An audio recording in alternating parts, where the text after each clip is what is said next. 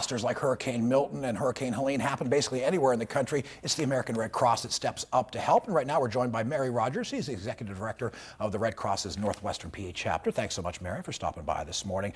Let's talk about initially what you are hearing from other Red Cross leaders, Red Cross members on the ground down in Milton's path, and of course what happened with Helene less than 2 weeks ago.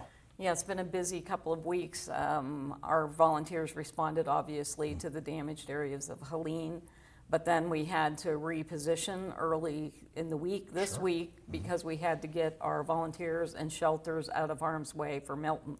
So it's been kind of a fluid situation that we're just moving people around and getting people to safe areas until Milton passes by. That logistics, I would imagine, a big part of this, of what you're dealing with at this point. We know volunteers are headed to Florida from all over. Are there any coming from our corner of Pennsylvania? Yeah, we have, in our region, we have about 56 people deployed right now. 10 of those are from our chapter in Northwest PA.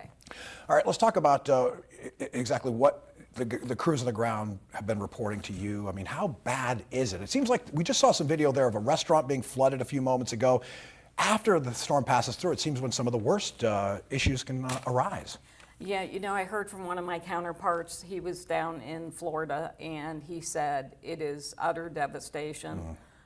He said when he left, they were concerned because there are debris piles from Helene hitting. Right. And with the winds from Milton, that all could become airborne, or would have overnight. So there were grave concerns about those areas that are now taking a second impact. Mary, we know so many folks at home are concerned, not just about their friends and their relatives who may be down in Milton's path, but just concerned overall as fellow Americans, basically. And we know the American Red Cross makes it as easy as possible for everybody to help those folks down south. How can they do that?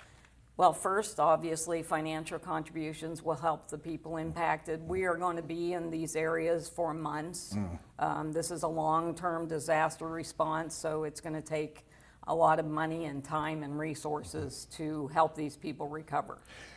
Also, that potential for folks, if they have the ability, the time, to volunteer with the Red Cross, right? We would love to have volunteers. We're really looking for shelter volunteers right now. We have, last count, I think there were over 200 shelters open between these two events.